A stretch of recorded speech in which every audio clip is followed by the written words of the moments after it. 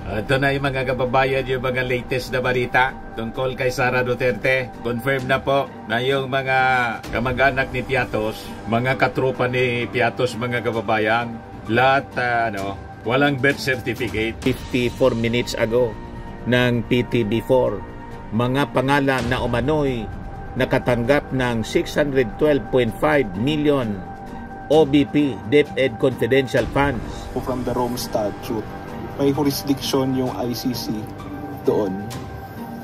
Okay, magandang katanungan niya. Si Digong, mga kababayan, in high spirit, ito ngayon yung latest. Walang dapat ipag-alala yung mga supporters niya kasi nasa magandang kalagayan, sabi ni Mitchell Dea. Former President Duterte in a very high spirits inside ICC detention facility. Nagbabagang mga balita at pagtalakay sa mga isyu ng lipunan. Bulsa! Opinyon, banat at paglalantad sa katotohanan. Bulsa! What you see is what you get. You decide. Ito na yung mga kababayan, yung mga latest na balita tungkol kay Sara Duterte. Confirm na po na yung mga kamag-anak ni Piatos, mga katropa ni Piatos, mga kababayan, lahat walang birth certificate. Kinonfirm na mga kababayan ng Philippine Statistics Authority. Ito yung balita na pinalabas pala ngayon, 54 minutes ago ng PTB4. Mga pangalan na umano'y nakatanggap ng 612.5 million OBP, DepEd Confidential Funds. Mary Grace Piatos, Piatos Lim, Xia Otso, Xiaomi Otso, Rinan Piatos, J. Camote, Miggy Mango, Dodong Alcala, nadagdagan pa po, Dodong Bina, Dodong Bonal, Dodong Darong, Dodong Barok. Lahat wala pong birth certificate. Ayan sabi dito sa report ng state media, imaginary, isinapubliko na ng House Prosecution Panel ang ilan pa sa mga pangalan ng umano'y mga nakatanggap ng 612.5 million pesos na confidential funds ng Office of the Vice President at DepEd sa ilalim ng pamumuno ni Vice President Sara Duterte. Wala ring datos ang mga naturang pangalan ayon sa Philippine Statistics Authority. Hindi lang po ito kapabayaan, ito ay isang maingat na planong paglustay sa pundo ng bayan, saad ni House Deputy Majority Leader Representative Paulo Ortega. Kaya sabi ko sa inyo mga kababayan, malamang convicted si Sara sa paglustay. Napakalakas ng ebidensya po. Isa sa mga articles of impeachment, yung pagwaldas ng confidential funds. Hindi lang yung 125 million na nalunok in 11 days. Lumaki pa mga kababayan yung involved na pera, 600 million plus. Matindi po. Ito pala yung kumpletong lista mga kababayan ng Chicheria. Sabi dito sa report ng Daily Guardian, grocery list yarn, more questionable names surfaced in the acknowledgement receipts for the Office of the Vice President's confidential funds, confidential in intelligence fund use. Ayan po mga kababayan. May Chippy McDonald pa pala, Carlos Miguel Oisy. Alam na natin yan. Ito, May Pamana, Dan Rick Otso, Alan Rick Otso, may Glyza Ranger pa pala. Tapos ito yung mga bago, J. Camote, Roman Felicidad, Romeo Felicidad, Miggy Mango, at saka ito yung mga Dodong Alcala, Dodong Barok, Dodong Bina, Dodong Bonal, Dodong Darong. Yung sinasabi ni Sara Duterte na ang dapatan niya, focus natin yung paglaban sa korupsyon. Para nga bang sinasabi niya yon, bagay na nakarap siya sa salamin. Kaya sinupalpal mga kababayan kanina ni Jose Claire Castro. Ayan mga kababayan, sabi ni Sara Duterte doon sa The Hague, let us not forget the real issues in our country, and that is poverty, corruption, the failure of the government to answer the demands from the people about accountability and transparency, the failure of the government to address peace and security in our country. Yan yung sabi niya yung nung March 15. Ngayon, sabi ni Yusek Claire Castro kanina, BP Sara is really correct that we should deal with the issues of corruption, and we will start with the confidential funds that she spent. Basag na basag po. Ngayon, kinukonsider na po ang posibilidad na bumalik na daw tayo sa ICC. Ito yung latest na balita ngayon. Palace official says time to discuss whether the Philippines should rejoin ICC. Pakinggan natin mga kababayan uli balikan natin si Press Secretary Yusek pala, Attorney Claire Castro. Yusek, babalikan ko lang yung ICC. Yung Malacanang ba, it shares the view na yung kaso ng mga pagpatay na nangyari before we withdrew from the Rome Statute, may jurisdiction yung ICC doon. Okay, magandang katanungan yan. Una, ang sinabi kasi ng Pangulo is walang jurisdiction ngayon. Ngayon, totoo naman po walang jurisdiction ng ICC ngayon. Pero kung pagbabasihan po natin ang sinabi ng Supreme Court sa kanila naging decision, although it's an obiter dictum, but still, pronouncement pa rin ng Supreme Court na lahat po na nangyari na krimen, nasakop po ng ICC. At ayon din po sa Rome Statute, na naganap prior to the withdrawal from the Rome Statute, meron pong jurisdiction ang ICC. Okay, kasi po nung nasabi po ni former presidential spokesman and legal counsel Salvador Panelo na hindi naman daw talaga nag-take effect sa Pilipinas yung Rome Statute because it was never published in the official gazette ang ating pamahalaan. What do you say to that? So pag tama yung argument ng yun, ibig sabihin hindi talaga nagkaroon ng jurisdiction yung ICC. What's your take on that argument? Kung hindi po nag-take effect ito, ba't kailangan sila mag-withdraw in the first place? So ibig sabihin na-ratify po ito. So since na-ratified po ito, it means effective po ito. Nag-take effect siya. So there's nothing to withdraw kung walang effectivity yung batas. But will there be effort on the Marcos admin to refute the claim that it was never published? There's May records naman ba tayo na to prove na it was published kung meron man? There's nothing to refute because it was effective until withdrawn. So there's nothing to refute about the said publication. There's not ratification. So yung publication requirement ba na comply, yun po kasi ang lagi niyang argue. Okay, ito lang naman ang tanong natin. Kung naniniwala kayo walang effect or hindi effective or hindi nag-take effect ang Rome Statute sa atin dahil walang publication, ba't kaya nga kayo nag-withdraw? Diba dapat hindi na kayo nag-withdraw? Wala na kayong ginawa. Kasi wala pa lang, hindi pala tayo naging member, hindi pala tayo naging asumang-ayon sa nasabing Rome Statute. Correct. Dapat walang withdrawal. Diba? Contradicting yung sinasabi niya.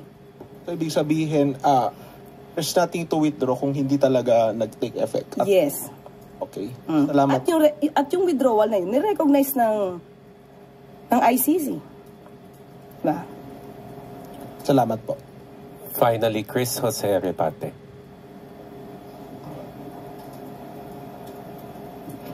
Morning, ma'am. Yes, ma'am. May kumakalat po sa social media na may mga ilang OFWs ang pinupunit po yung picture ng mahal na Pangulo kasama po si First Lady. Ang sa kanila po, tinraidor daw po ng administrasyon ang Duterte, si former President Duterte at mga supporters nito. Reaction po, ma'am. Okay, hindi ako hindi ako magbigay ng aking opinion tungkol do sa social media na nagpakita na nagpupunit ng picture. Hindi ko alam kung valid yan or what. Doon tayo sa pagtatraidor na lang, ha. Okay, yung pagtatraidor sa Pangulong Duterte at sa mga supporters. Unang-una po, ano po ba dapat ang paano po nila masasabing nagtraidor? Kung tayo naman po ay tumutupad, uulitin po natin, tumutupad lamang po sa ating commitment na makipag-coordinate, makipag-cooperate sa Interpol. Pangalawa, hindi po pagtatraidor kung tayo man po ang kapwa nating Pilipino na siyang nagrereklamo ng madugong pagkitil ng buhay. Mabibigyan din po ng hustisya kung madidinig po ang panig ng dating Pangulong Duterte. May pagtatraidor din po ba kung mismo tayo ay nagbibigay ng tsansa para ma-enjoy, no, ni dating Pangulong Duterte yung due process na pinagkait niya dati sa mga biktima ng EJK. So sabi nga po nila, uulitin natin, buti pa nga po si dating Pangulong Duterte, yung mga pulis na nagsagawa po ng pag-aresto, hindi po sinabi na i-encourage si dating Pangulong Duterte na lumaban na lamang. Binigyan po siya, tinirato po siya, hindi lang bilang isang ordinaryong Pilipino, kung hindi dating Pangulo. Thank you po. Thank you for your questions. At dito po nagtatapos ang ating briefing. Maraming salamat, Malacanang Press Corps. At Buenelta mga kababayan kay Digong. Magaling talaga ito si Yusek Claire Castro. Binigyan siya ng due process. At yung pag-aresto sa kanya, trinato siyang mabuti bilang isang Pangulo. Walang walang madugo na pangyayari. Walang nasaktan mga kababayan sa mga kasama ni Digong. Ang nasaktan yung pulis po kasi inambalos ni Hanilit ng cellphone sa ulo. You see? O ngayon, si Digong, mga kababayan, in high spirit. Ito ngayon yung latest. Walang dapat ipag-alala yung mga supporters niya kasi nasa magandang kalagayan, sabi ni Mijal Dea. Former President Duterte in a very high spirits inside ICC detention facility, sabi ni Mijal Dea. Former Executive Secretary Salvador Mijal Dea was able to visit former President Rodrigo Duterte for the second time inside ICC detention facility in Esquebeningen on Monday, March 17.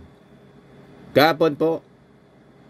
At in a very high spirits. Kita ninyo mga kababayan, walang dapat ipagmatol si Senator Bongo na nangiyak-iyak kasi maski daw chinilas, walang chinilas kasi nakasapatos nga. Booking yung fake news ni Bongo. Nya. May padramang paiyak-iyak. Alam nyo ba, wala siyang chinilas, pati chinilas niya wala, nakapaa. Uli naming pagkausap, nasa eroplano pa siya, sabi ni Attorney Mijal Dea, nakapaa siya. Anong nakapaa? Nakasapatos nga naka-rubber shoes. Sabi nga sa inyo, nagdadrama siya para gatungan yung mga tao na mag-people power. Dokumentado po, may picture na naka-rubber shoes sa eroplano. At ngayon po, sabi ni Mijal Dea, binisita ko niya in a very high spirits. Nasa magandang kalagayan po, ay spirits. Habang yung mga biktima ng EJK po, espiritu na. You see? Lahat ng mga espiritu, mga kaluluwa na lang. Pero siya nasa high spirits. Kita ninyo? Ang pagkakaiba? Kaya huwag kayong pagagatong po sa mga drama nila. Santambak silang mga fake news peddlers. Mga sinungaling po. Palibasa, sabi ni Lucas Bersamin, ang pabrikaan niya kasi ng fake news, si Digong mismo. One-man factory ng fake news. Ito yung latest na balita ngayon in high spirit. According to Mijal Dea, the former president looks well and was already able to catch up on some sleep. Nakatulog ng maayos. Okay naman siya. He's in a very high spirits. Ano lang siya, naisip niya ang mga sumusuporta sa kanya, nagpapasalamat siya sa inyong lahat. Isa sa medyo namimiss niya yung kanyang usual na kinakain, yung tuyo, yung munggo. At higit sa lahat, yung piniritong saging, yun ang nawawala sa kanya. Other than that, he's okay. ipagdasal. Keep on praying for him, he continued. Paano nga pakikinggan nga ng Diyos na pinagmumura ni Digong yung Diyos? Di ba? Sabi pa rito, Mijaldea also said that the former president is still in the hospital wing of the facility, same as what Vice President Sara Duterte said when she visited her father last Friday, March 14. Kaya walang nga dapat ipag-alala, tulad ng kwento ni Bongo, na kasinungalingan, na pati daw yung pag titake na niyang medicine, problema, paano nga maging problema na nasa hospital wing nga, asikaso ng mga nurse doon? Kaya malabo yung mga paiyak-iyak ni Bongo. Di pa yung latest report ngayon, galing sa One News. The Supreme Court has directed the Duterte siblings to personally submit the response to the Department of Justice, a comment on their consolidated petition for habeas corpus. The DOJ took over the government's representation in the case after the Office of the Solicitor General recused itself, citing its stance that the ICC has no jurisdiction over the Philippines. So to make over na lang mga kababayan yung DOJ kasi ayaw ni Sulgen Midardo Guevara. So yan po mga kababayan yung mga latest ngayon, mga latest na balita. Ituloy lang ninyo mga DDS yung pagmumura. Ibas ninyo pati yung Supreme Court para may paglalagyan kayo. Pati ICC, araw-arawin ninyo, kuyugin ninyo ng mga masasamang salita, paulanan ninyo, paliguan ninyo ng mga masasamang salita para ayos na ayos ang kalalagyan ni Digong. Di ba? Para permanente na siya doon, lifetime na. Yun naman talagang destino doon, mga kababayan. Ang napakalakas na ebidensya galing mismo sa bibig ni Digong, sabi ng mga abogado. Si Sara ganon din sa impeachment, galing sa bibig niya mismo yung ebidensya. At yung mga ebidensya galing sa staff niya, yung mga piatos. Yung mga chichirya, ang nagsulat noon at furnish ng copy sa Quadcom, mismong mga staff ni Sara, binigyan ng mga staff ni Sara, yung Congress, yung mga prosecutors, ng ebidensya, laban kay Sara mismo. Ang may kasalanan, sila lahat, idiniin si Sara ng mga staff niya. Ito naman po, Firmax Firming and Lifting Cream, pinapahid po sa mga pulses in affected area. Mainam po sa paninigas ng mga kaso-kasuan. Ito naman po, Automax Radiant Serum. Sa mukha naman yung application, anti-aging po siya. You will look 10 years younger than your age. Sa mga cancer patients naman po, baka lang gusto ninyo itong itry. Naing siya red mix fruit drink. Hindi mo po siya gamot, food supplement siya. Kaya lang, gawa siya mga kababayan sa goji berry. Yung goji berry, may anti-cancer properties. O ngayon, yung mga inquiries ninyo, dumiritso na lang kayo sa aming messenger sa Facebook para masagot namin agad. Ayos pa? Ayos na ayosan niya, Mr. Maravilla. At sa mga naghanap po ng malinis and spacious fitness gym, pumunta lang po kayo sa aming Colossal Fitness Gym. May Grab Car Rental din po kami. Ito naman po yung bago naming product na binibenta online. Eye Glow Serum, whitening po siya. Tingnan ninyo yung epekto sa aking anak na architect before and now. Yung mga inquiries po ninyo, dumiretso na lang kayo sa kanyang Facebook account, Riz Maravillas.